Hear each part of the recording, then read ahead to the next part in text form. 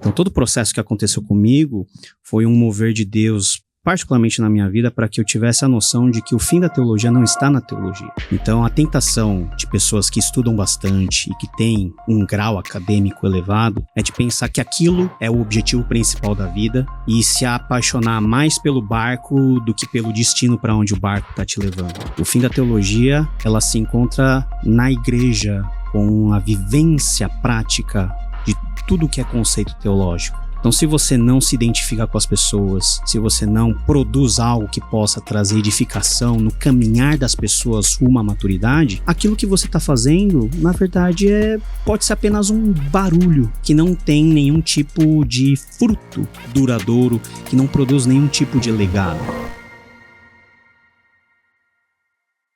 Olá, começamos mais um de Paletó e Bermuda, nosso podcast para conversar um pouquinho sobre as alegrias, as realizações do Ministério Pastoral, mas também falar um pouquinho sobre as tristezas, os desafios e os dissabores da vida real. E hoje eu tenho a alegria de ter aqui com a gente um amigo muito querido, Paulo On. Seja bem-vindo ao de Paletó e Bermuda. Prazer enorme estar aqui com você, Rodrigo, meu amigo, companheiro no ministério, para esse papo aí. Espero que a gente possa ter coisas interessantes para falar. Muita coisa para te perguntar, em várias línguas. De Paletó e Bermuda, você assiste na IPB Multi. Se você ainda não conhece a multiplataforma de comunicação da Igreja Presbiteriana do Brasil, o endereço está aparecendo aí na tela, multi.ipb.org.br. Além do de Paletó e Bermuda, você encontra todo o material que é produzido aqui pela APECOM, Agência Presbiteriana de Evangelização e Comunicação. Você também encontra o nosso programa no canal do YouTube. Aproveita e se inscreve aí no nosso canal. Paulo, vamos começar do início. Conta pra gente, né, como que é essa trajetória sua, né? Primeiro em relação ao evangelho e consequentemente ao ministério, mas que eu sei, ela vem de gerações aí e ela vem, claro, de outro país também, né? Então conta pra gente um pouquinho do início, né, dessa sua trajetória, remetendo aí às suas origens. O meu país de origem é a Coreia do Sul e eu sou a quarta geração de cristãos na família. Então a minha bisavó ela foi convertida pelo evangelho por meio do trabalho dos missionários americanos, e a gente tem uma história muito legal que a Coreia foi dividida em vários setores que diferentes denominações e diferentes missionários eles tiveram uma atuação. E minha família, no início, foi convertida por meio do trabalho dos metodistas, depois nós conhecemos a igreja presbiteriana, e desde a época do meu avô, a gente está no contexto da igreja presbiteriana lá na Coreia e também aqui. Então, meu avô foi presbítero, meu pai hoje é diácono, e eu, na quarta geração, resolvi entrar nessa loucura de ser pastor presbiteriano, e é aquele negócio, né? Como crente de berço, a gente não sabe exatamente o dia que a gente foi convertido, mas a gente sabe que Deus tem um processo longo na nossa família. E dessa criação, né, aqui no Brasil, conta pra gente um pouquinho, né, você já nasce aqui no Brasil, mas tendo que lidar com essa cultura, né, de uma família que vem de fora, e a gente sabe que quer queira ou que não, estar fora do seu próprio país traz, né, inúmeros desafios. Como é que foi para sua família experimentar isso e como de alguma maneira, né, o evangelho apoiou, ajudou nesse processo de estar vivendo em uma nova cultura, e depois já conta pra gente como que tudo isso convergiu para você se perceber chamado ao ministério pastoral.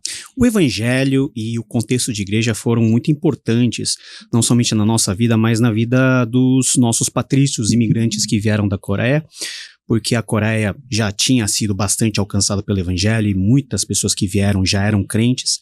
Então a igreja, além do lugar onde a gente era equipado espiritualmente, era um lugar onde a gente se sentia em casa, né? Os meus pais, os meus avós, por exemplo, era onde eles podiam falar a língua deles e cultuar do jeito deles. Eu já nasci aqui no Brasil, sou brasileiro, como vocês podem ver, no meu rosto, e sempre eu vivi naquele dilema, né? Você é brasileiro ou você é coreano? Você deve ter ouvido isso muitas vezes. Muitas vezes, na minha época, a Coreia não era nada de destaque, não tinha K-pop. Não tinha K-pop, não tinha K-drama, não tinha K-drama, não tinha dorama, não tinha BTS, não tinha nada disso. Então as pessoas falavam, Coreia, mas onde fica a Coreia?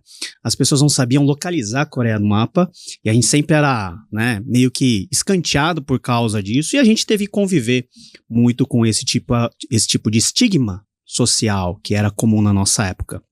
Mas, dentro do nosso contexto familiar, isso ajudou, né, que a nossa família toda permanecesse firme no evangelho. Desde a minha infância, eu sempre tive um desejo de ser pastor. Então, você vê que as crianças querem ser jogador de futebol, eu queria ser pastor. Eu vi o pastor lá pregando, eu achava aquilo sensacional. Um dia eu vou ser. Mas não foi um processo tão fácil assim, né? Os meus pais, eles ficaram bastante reticentes por causa desse chamado, porque nós temos já um histórico ministerial na família com muita dificuldade. Então a gente sempre acaba criando certos tipos de estereótipos da figura de pastor, como alguém que vai sofrer, que vai passar por muita necessidade, e nenhum pai, mãe quer que isso aconteça na realidade. E você já tinha tido até uma formação e um início profissional em outra área. Sim, né? Por não poder fazer a teologia, até por causa desse tipo de desconforto familiar, e nesse sentido o oriental, ele é bastante, vamos dizer assim, assertivo no sentido de ok, vamos obedecer os pais, vamos dar tempo ao tempo, porque a convicção que a gente tinha e que os pastores me falavam é o seguinte, olha, se Deus escolheu você, ele vai te chamar e ele vai criar todas as condições, as portas vão se abrir, eu confiei nisso. Então eu resolvi me preparar em outras coisas que eu gostava. Eu estudei relações internacionais, eu gostava muito dessa área de história, geografia, política. Trabalhei... A questão em relação a línguas, no geral, nessa época já era algo que te aflorava, a facilidade em aprender línguas estrangeiras? Isso era algo muito interessante, porque, por exemplo, eu passei muito tempo durante a minha infância com os meus avós. E eles não entendem português. Então eu lembro que dava 8:30 da noite, 9 horas, passava a novela da Globo. E eles queriam assistir novela. E eles não entendiam o que estava acontecendo. Você tinha que traduzir a novela das 8. Eu tinha que traduzir e explicar a novela para os meus avós. Por exemplo, Rei do Gado, que era a novela da época. Eu tinha que ficar explicando. E isso me ajudou a criar meio que algo de facilidade de transitar de uma língua para outra.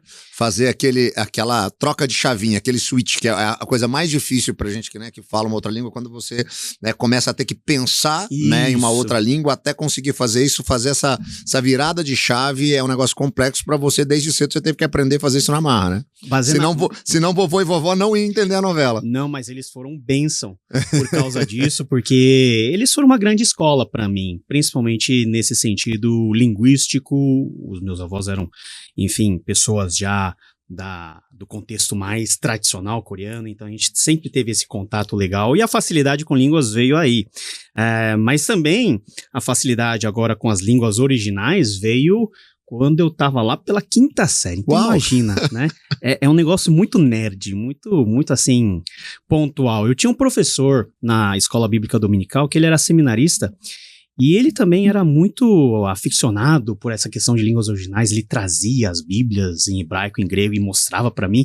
E eu ficava com os olhos brilhando. Eu quero aprender isso.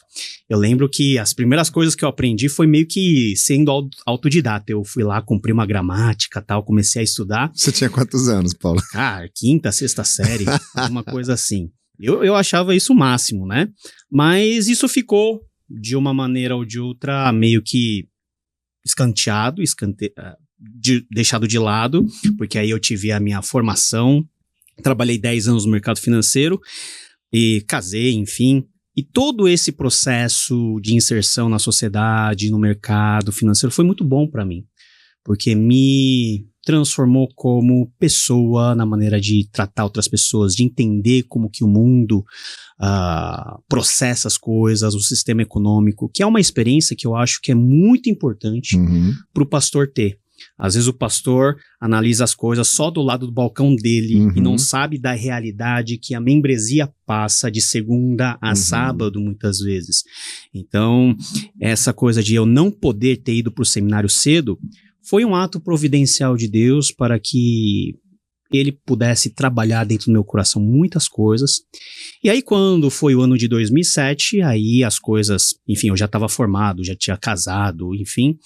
Aí eu conversei com os meus pais, todo mundo ficou de paz e eu entrei no seminário já no nível de pós-graduação, que é o MDiv, que a gente chama, e completei esse percurso acadêmico e depois eu fui tirar e fazer o meu mestrado na cidade de Edimburgo. Antes da gente chegar nessa experiência fora do país, como é que foi, né, em casa? Você já falou dessa relação com os pais, né, que depois de tanto tempo, de você ter obedecido, isso estava, né, algo mais natural para eles, mas vamos falar da Ju aqui um pouquinho, né, ela não tá aqui, vamos aproveitar para falar dela. Como é que foi para sua esposa esse negócio? Ó, eu casei, né, meu marido tá lá, fez relações internacionais, tá no mercado financeiro e agora ele vai pro ministério. Como é que foi para ela lidar com isso? A Ju já me conheceu dentro do contexto onde eu já era evangelista.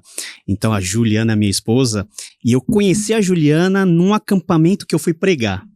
Então muitas coisas aconteceram, né? Muitas coisas por detrás. Ela já sabia onde estava amarrando o burrinho dela? Já sabia. E a Ju, em todo esse processo, ela foi extraordinária porque ela sempre me apoiou.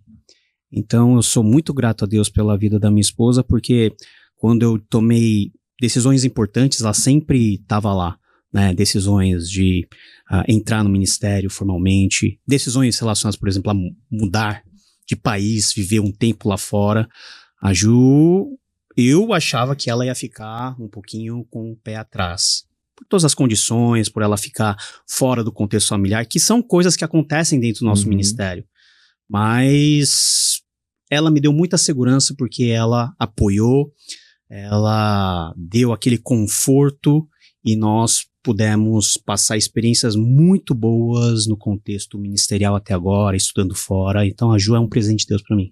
Agora vamos lá nessa direção, então, né? Agora uma mudança significativa que é passar um tempo fora e um tempo estudando, né? Você foi para a Escócia, esteve lá em Edimburgo. Como é que foi essa experiência para você no que diz respeito ao seu preparo ministerial, né, e acadêmico, mas também como é que foi essa relação em casa, né, com a sua esposa, seus filhos? Foram épocas de muitas transições. Eu estava saindo da minha igreja natal, né? Eu fui 30 anos membro de uma mesma igreja.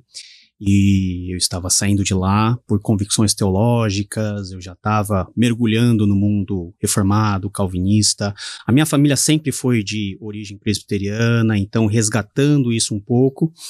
E calhou de Deus abrir essa porta de nós estudarmos em Edimburgo, que é a cidade capital, vamos dizer assim, do presbiterianismo histórico, como nós assim conhecemos. A Universidade de Edimburgo, ela é conhecida por ter uma faculdade muito boa de teologia e principalmente na área de Novo Testamento e de estudos bíblicos. Então, essa era a minha paixão, era isso que eu queria desenvolver mais. E nós passamos 2 anos lá. Os primeiros 6 meses eu fui primeiro sozinho para ambientar, ver toda a questão de casa. Depois a Ju veio com 2 filhos, né? Eu tenho 3 meninos, 2 já estavam lá e para Ju foi uma nova experiência, né? De ficar em casa, cuidar dos filhos, enquanto eu estava lá de forma integral, estudando e tentando me virar com inglês, né? A gente que é brasileiro ter que estudar lá fora já sai no prejuízo, porque muita gente boa tá lá. Então foram anos de muitas lutas, mas foi muito bom no sentido de nossa família ela ter uma coesão muito grande, nós começarmos a nos entender mais. E também no sentido ministerial, porque foi lá que eu tive as minhas convicções finais, né? Acerca de doutrinas centrais que nós cremos, do meu papel como estudioso, mas também como pastor. Então aconteceu que eu fiz o mestrado E eu fui aprovado para o doutorado, mas só que a bolsa não saiu. Então eu tive que voltar antes do tempo planejado e ao voltar eu fui grandemente confrontado por Deus no seguinte sentido: você vai ser só um acadêmico ou você vai ser um acadêmico que possa aplicar isso e viver isso dentro da sua comunidade como um pastor? É lógico que tem pessoas chamadas para a área acadêmica, tem pessoas que são chamadas para a área pastoral, mas era uma indicação de que Deus queria que eu transitasse nessas duas áreas e pudesse servir a igreja melhor. Antes da gente voltar para o Brasil, muitos jovens pastores, né, me perguntam a respeito disso, né, sobre essa questão do estudo fora do país, né, porque para muitos isso é um grande sonho, né, mas às vezes é um sonho um tanto quanto gourmetizado que não retrata o que é a realidade. Você está estudando efetivamente fora do país, que é diferente de passar férias, né? As pessoas às vezes confundem, né, essa dinâmica, né?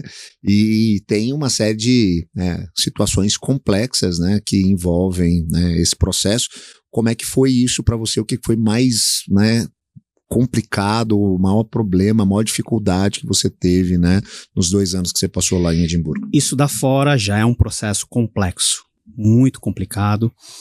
Eu não tive apoio de nenhuma igreja porque eu fui por conta, então eu tinha uma reserva financeira dos meus anos de trabalho no mercado financeiro que foram todas elas queimadas nos 2 anos de Edimburgo. Então aí está o primeiro ponto. Então quando eu voltei literalmente sem quase nada. Também tem as partes relacionadas até o nosso próprio desempenho acadêmico. Então, nós achamos que estudamos aqui no Brasil de uma certa maneira e chegamos lá fora e vemos que a gente não sabe estudar.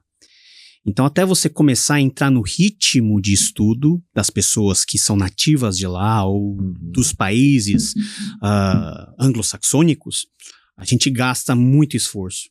A língua é uma barreira.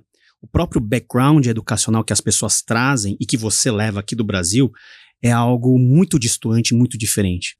Então você gasta muito tempo tendo que correr atrás de prejuízo para chegar num nível mais ou menos igualitário aos outros, e quando esse nível chega, você já está terminando.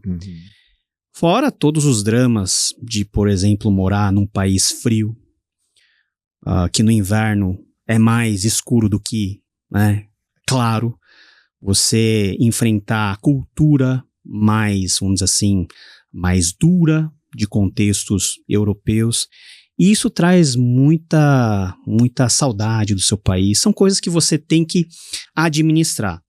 Então, isso da fora é uma bênção, abre muito a sua visão. Eu acho que em termos teológicos traz uma riqueza muito grande, até para que você possa trazer de volta para o nosso contexto, mas tem um custo muito alto. Então, para as pessoas que sempre me perguntam sobre, é bom, é legal isso lá fora, é muito legal, é muito bom, mas a gente tem que colocar na ponta do lápis todos os custos e fazer aquela pergunta: você está disposto a assumir tudo isso? Pagar esse preço? E nessa volta para o Brasil, né, o seu ministério vai se desenrolando, né, e concomitantemente com esse processo, né, que vai desembocar na sua ordenação, né, e no pastorado na Igreja Presbiteriana do Brasil, outra coisa foi acontecendo, que é a dinâmica do seu ministério no ambiente digital, né, que é agora trazer tudo isso que você adquiriu de conhecimento, né, e de alguma maneira traduzir isso, né, para alguns jovens estudantes, né, coisas que normalmente no passado não eram muito comum da gente encontrar disponível para todas as pessoas, que são os estudos das línguas originais, né.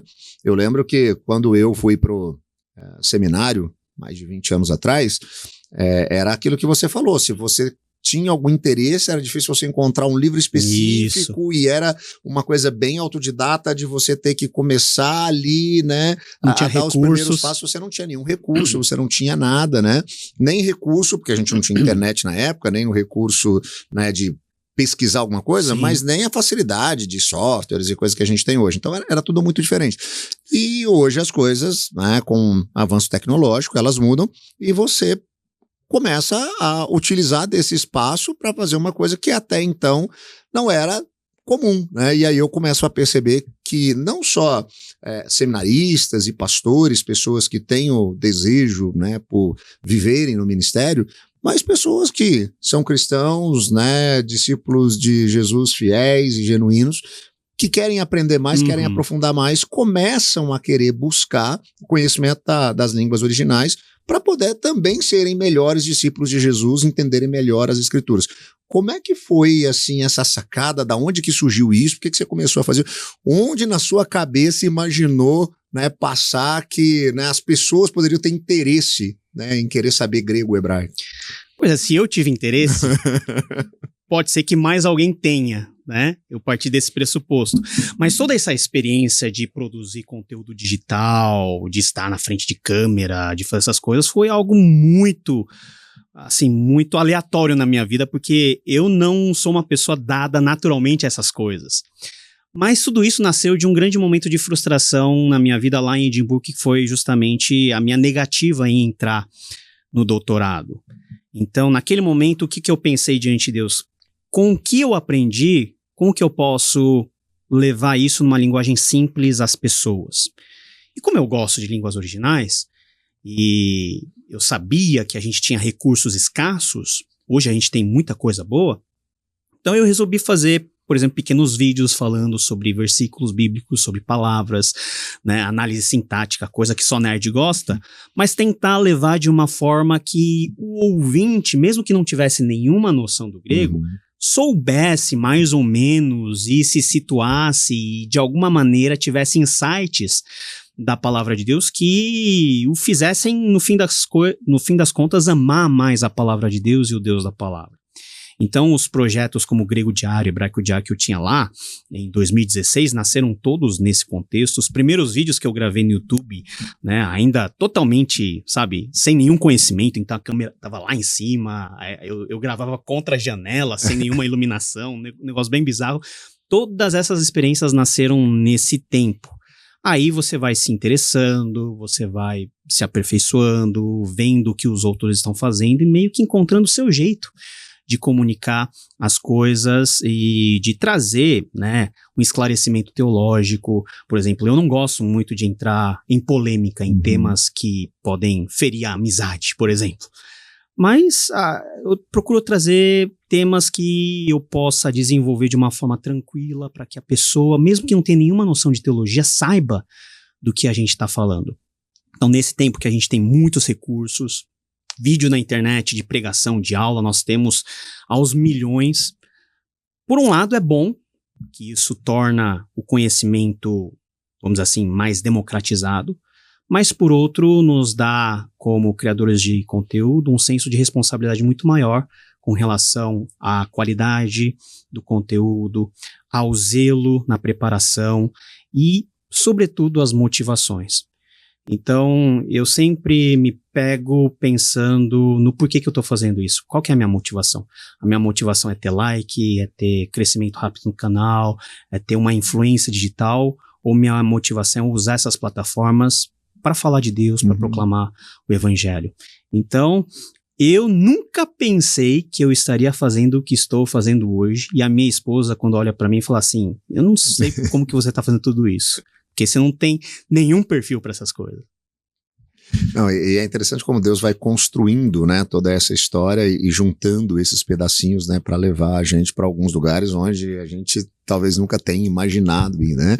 E aí, voltando para o Brasil, tem toda essa questão ministerial, trazendo esse viés acadêmico, mas aí há esse processo também seu de se encaminhar ou ser encaminhado, né, ao ministério pastoral, que também é outra dinâmica cheia de muitos outros desafios. Como é que foi, né, viver essa coisa de estar numa igreja local, cuidando de adolescente, de jovem, aconselhando pessoas com problemas do dia a dia, né? Como é que foi trazer todo esse viés acadêmico, toda essa questão, né, do conhecimento daquilo que você estava construindo, mas trazer isso conectado com a prática da igreja local? Eu acho que é a grande ponte com a realidade, com o que a gente chama de chão da fábrica. Então, a tentação de pessoas que estudam bastante e que têm um grau acadêmico elevado é de pensar que aquilo é o objetivo principal da vida e se apaixonar mais pelo barco do que pelo destino para onde o barco está te levando. Então, todo o processo que aconteceu comigo foi um mover de Deus, particularmente na minha vida, para que eu tivesse a noção de que o fim da teologia não está na teologia. O fim da teologia, ela se encontra na igreja, com a vivência prática de tudo que é conceito teológico. Então, se você não se identifica com as pessoas, se você não produz algo que possa trazer edificação no caminhar das pessoas rumo à maturidade, aquilo que você está fazendo, na verdade, pode ser apenas um barulho que não tem nenhum tipo de fruto duradouro, que não produz nenhum tipo de legado. Então essa questão, ela é muito importante, principalmente para pastores da nossa geração nova, que já domina todas as questões tecnológicas, para sempre termos o coração naquilo que o pastor tem que ter, né? Como seu chamado em relação a pessoas. Quantas vezes, né, eu me vi em situações em que eu tô sentado na minha biblioteca lá, eu olho para os livros e os livros não podem responder aos questionamentos que as pessoas estão fazendo, aos dramas que as pessoas estão vivendo, famílias quebradas. O meu livro de teologia sistemática não responde, né, de forma prática e certeira. Você tem que viver a realidade da doutrina, mas trazer a doutrina recheada de graça, de perdão, de palavras que edificam. E isso é algo que a gente precisa estar muito atento para que nós não sejamos apenas um avatar ou uma persona que nós desenhamos no mundo digital e que as pessoas olham para a gente apenas como se fosse uma referência, uma autoridade ou como um produto a ser consumido. Eu acho que a vida pastoral, ela tem que ser muito mais pessoal, muito mais encarnacional, e aí que está todo, vamos dizer assim, todo milagre, aonde acontece realmente o mover de Deus. E falando um pouquinho aí desse ambiente digital, conta pra gente o que é a principal curiosidade do pessoal quando eles entram em contato com você, porque eu sei que você gosta de abrir lá suas caixinhas, né, de perguntas, e o pessoal manda aquela enxurrada de perguntas nas mais variadas áreas, né? O que o pessoal mais tem curiosidade de saber dentro do aspecto bíblico-teológico, das línguas e tudo mais, e extra isso também? Cara, as perguntas são muito interessantes, porque são perguntas que talvez você nunca pensaria, né, de forma séria. Desde perguntas como, quem é o anticristo? O anticristo está entre nós? O milênio é real ou ele é simbólico? Podemos ter confiança na Bíblia? Essa é uma das perguntas que eu mais recebo. Então você vê que existe um tipo de sede que as pessoas têm de conhecimento teológico, e muitas vezes essas pessoas não conseguem encontrar respostas satisfatórias e respostas que possam trazer certeza na fé. Pessoas que têm contato com as mais variadas formas de produção teológica, mas que ficam muito no mundo da teoria e do subjetivo e não conseguem ser assertivos no como a pessoa tem que viver o cristianismo e o evangelho na rotina diária dele naquele momento. Então, perguntas muito teológicas, às vezes, que às vezes a gente não tem nem resposta, né? Quem é o autor do mal? Por que o mal existe? A gente só tem como responder que o mal existe e que um dia Deus trará fim a isso. Mas como que isso aconteceu? Qual foi a dinâmica? Nos é oculto. Lidar com o mistério de Deus e se conformar com os limites que a revelação nos dá, eu acho que é o grande exercício de nós teólogos nas mídias sociais, que nos impede de cair na tentação de sabermos tudo e de respondermos, ou termos a responsabilidade de respondermos tudo. Isso é um exercício muito perigoso, porque tem coisas que a gente não tem resposta. Verdade. Bom, você falou no início da nossa conversa que o pessoal nem sabia diferenciar o que você era quando você era criança, né? Qual tipo de oriental você era, né? Você deve ter sido chamado muito de japa, de chinês, né? Sim. Só que hoje as coisas no Brasil, né, e eu diria em grande parte do mundo, mudaram, né? A Coreia do Sul, ela, né, se tornou aí uma grande referência, né, inclusive de cultura popular para o mundo inteiro, desde as músicas, né, desde dos doramas, das novelas coreanas, né, E eu acredito que isso também acaba, né, sendo uma enxurrada de perguntas, porque isso também leva a um questionamento em relação à dinâmica da espiritualidade, né, de um povo que agora a gente passa a conhecer um pouco mais, e aí passa a despertar também a curiosidade. Então, se o pessoal no passado tinha curiosidade de saber algumas dinâmicas, né, sobre a vida espiritual, né, e como eram as igrejas nos Estados Unidos, porque eles assistiam aos filmes de Hollywood, sim, hoje isso acontece também, né, com o despertamento da curiosidade em relação à Coreia do Sul. Então, acredito que esse tipo de pergunta chega bastante. E como é que é isso para você, né? Porque a gente que ouve um pouco em relação às igrejas e como que é a dinâmica de algumas igrejas, principalmente da igreja presbiteriana na Coreia, até que ponto, né, as pessoas conseguem entender o que é e não é, porque eu acredito que há uma visão, às vezes, um tanto quanto romantizada, o que é verdade, o que não é verdade. Conta um pouquinho, né, dessa ideia aí de como é a vida da espiritualidade, da igreja, né, na Coreia pra gente. O cristianismo na Coreia é um pouquinho sui generis, né? Para uma igreja presbiteriana ser a maior denominação do país, em termos protestantes, já é um fenômeno bem raro no mundo. Tudo isso é fruto do labor missionário dos americanos, principalmente, que trouxeram o evangelho já no final do século XIX, ajudaram em todo o processo de modernização. Nós temos a formação já muito cedo, no século XX, de igrejas muito fortes dentro da Coreia, principalmente no âmbito da Coreia do Norte, do que hoje é a Coreia do Norte, na época era unificada, mas pela capital da Coreia do Norte, que é Pyongyang. Nós temos relatos muito variados de movimentos de avivamento que aconteciam em aldeias, em povoados, em que todo mundo recebeu o evangelho e todos foram convertidos pelo Senhor. Relatos de milagres, tem muita coisa que aconteceu de forma muito intensa naquele contexto. Agora, tudo o que acontece de forma muito rápida, ela também traz dificuldades para o prosseguimento da obra, porque é um contexto em que não conheceu o evangelho e conheceu de forma muito repentina, então não tem uma cultura cristã, e a formação dessa cultura cristã dentro da Coreia, ela é muito complexa, porque a cultura cristã convive com culturas que são milenares dentro do contexto oriental. E isso tudo atrelado a modelos de igreja que foram implantados em muitos casos, que são modelos que vêm dos Estados Unidos, do contexto de mega igrejas, que na Coreia funcionou até certo ponto, mas a grandeza do projeto também produz muitas dificuldades em termos da própria atuação da igreja junto à sociedade, do papel dos pastores com relativo ao poder, com o papel da própria membresia que começa a frequentar a igreja não com compromisso do discipulado, mas até como uma demonstração de algum tipo de posição social.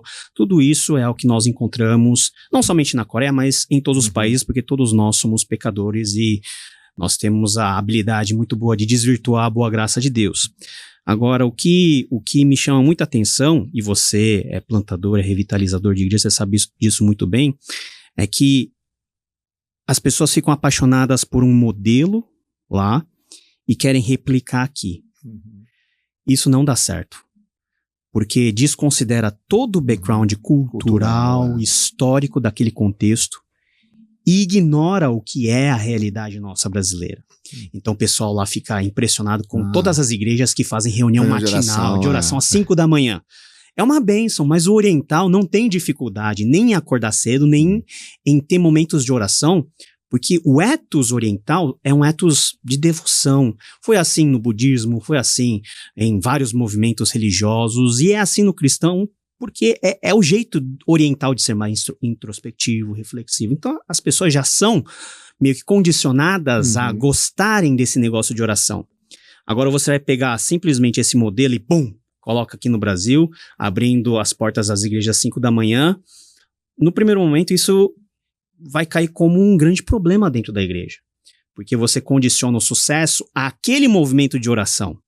Mas será que o sucesso da igreja está ou deve ser restrito apenas a algo específico que a igreja faz? Então, a minha grande preocupação das pessoas olharem para a igreja da Coreia é olhar a igreja da Coreia simplesmente como um modelo de crescimento, sem considerar que esse modelo que nós estamos vendo também tem muitos problemas, tem muitas falhas, precisa de muita dose de revitalização para conversar com os novos tempos. E a gente simplesmente acha tudo lindo, maravilhoso, e a gente comete o erro de, por exemplo, importar modelos de crescimento de igreja de outros contextos, por exemplo, dos Estados Unidos, né, de outros contextos que a gente, né, conhece tão bem. Então, a minha única ressalva com o encanto que as pessoas têm pelo cristianismo na Coreia é que as pessoas saibam que não é aquela maravilha pintada de uma forma romântica. Existem desafios e eu acho que é muito justo, ao você ver um modelo, você também ser alertado das crises que aquele modelo sofre, dos problemas, para que, no nosso contexto aqui no Brasil, a gente possa ser muito sábio e ter o discernimento de, não, isso é bom, isso dá para aplicar aqui. Aquilo outro não dá porque não é a realidade nossa, da nossa sociedade, do ethos brasileiro.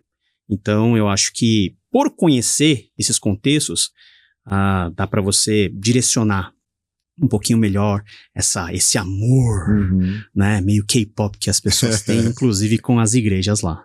E você teve a oportunidade de algumas vezes, né, estar na Coreia. Como é que foi para você? O que impactou? O que causou emoção? Porque afinal de contas você lida com uma cultura, um lugar que é da onde vem a sua família, né, tendo, né, sido nascido e criado em um outro país. Como é que foi essa emoção para você num primeiro momento, na primeira ida, e contando todas as idas, o que talvez chamou mais a sua atenção, mais te impressionou, mais você falou assim, cara, isso é legal, isso é diferente? Tem dois pontos que parecem ser antagônicos, mas não são. Primeiro é o impacto da tecnologia que você tem ao chegar. Você vai em um ano, volta depois de 2, mudou completamente tudo. É uma outra realidade, a tecnologia lá é muito dinâmica, muda a todo instante. Então a gente tem várias áreas tecnológicas em que a Coreia tem um grau de importância muito grande. Mas isso é legal, mas não tão legal quanto a parte da história e da cultura. A Coreia tem mais de 5.000 anos de história. Então equivale em tempo quase aos judeus, por exemplo. Você está num lugar que você sabe que 2.000 anos atrás as pessoas estavam fazendo alguma coisa lá e que foi preservado. Você sente aquela conexão com algo muito maior do que você. Eu não estou falando só do aspecto espiritual, mas a própria tradição de você ter algo muito longínquo que fez com que você estivesse aqui.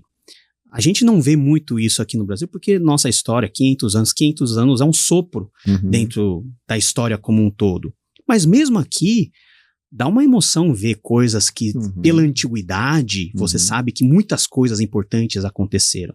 Então, o meu vínculo com a Coreia e o prazer de estar na Coreia está muito nessa, vamos dizer assim, nessa tensão entre o mundo moderno, a Coreia de hoje, e a Coreia de 500, 1.000, 2.000, 3.000 anos atrás, que eu sei que os meus antepassados viveram lá, e que eu trago muita coisa na bagagem, vamos dizer assim, subjetiva, do inconsciente, daquela tradição longínqua.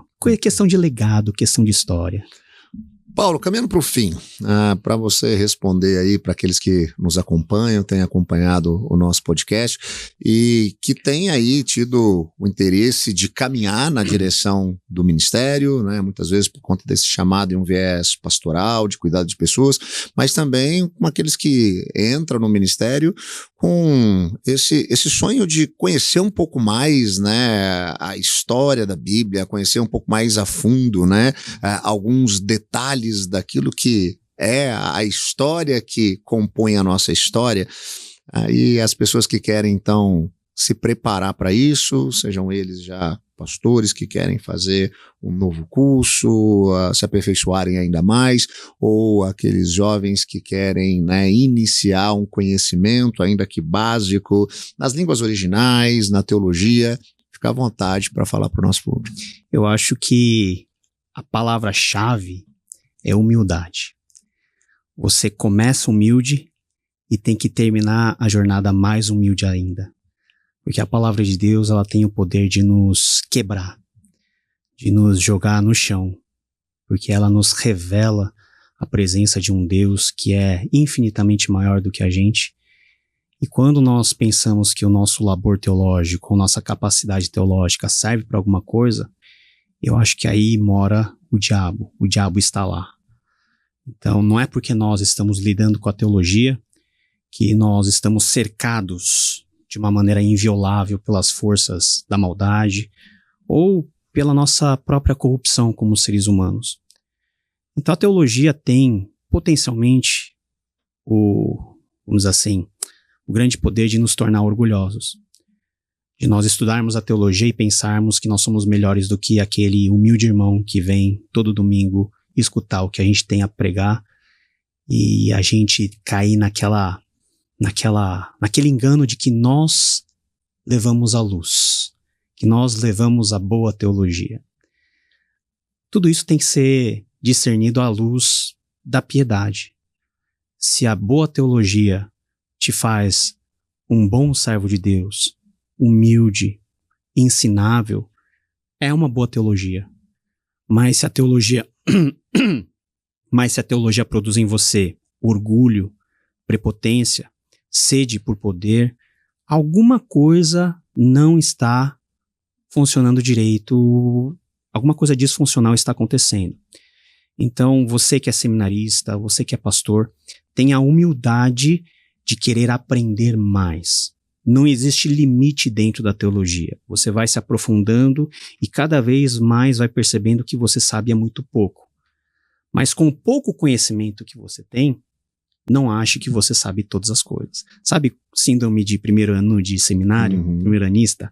Leu 50 páginas do Berkhoff e sabe que, e acha que manja de teologia mais do que o pastor que está lá há 30 anos no ministério. Esse é um perigo muito real dos nossos tempos. A gente consome teologia e pensa que é melhor do que o pastor que está lá, no nosso campo, cuidando da gente, orando por nós. Será que nós somos mesmo? Será que o conhecimento que nós temos é um conhecimento que transforma ou está sendo um conhecimento que ensoberbece? E é fácil ver quando isso acontece. Então, para mim, né, e para todos, eu acho que a teologia tem que ter esse poder de nos colocar no nosso devido lugar, diante de Deus, humildes, servindo ao Senhor com alegria, se contentando com o suficiente, sendo alegre, tendo boa disposição na obra do Senhor. Paulo, muito obrigado, viu, pela disposição de estar aqui com a gente, que bate-papo agradável. Esse é o nosso De Paletó e Bermuda, podcast para conversar aí sobre as alegrias, realizações, as tristezas e os dissabores do ministério, que você possa compartilhar essa conversa aqui com pessoas próximas a você, que de alguma maneira esse bate-papo possa também instruir, direcionar e abençoar outras pessoas. Se você ainda não é inscrito no nosso canal no YouTube, aproveita para fazer isso agora. E você também pode conhecer um pouquinho mais de tudo aquilo que nós temos produzido aqui na APECOM, na Agência Presbiteriana de Evangelização e Comunicação, acessando a nossa multiplataforma de comunicação, a IPB Multi. Só você digitar lá no seu navegador multi, com i no final, .ipb.org.br. Você também pode seguir a Igreja Presbiteriana do Brasil nas nossas redes sociais, sempre buscando pelo @IPB Oficial. A gente vai ficando por aqui com mais um De Paletó e Bermuda.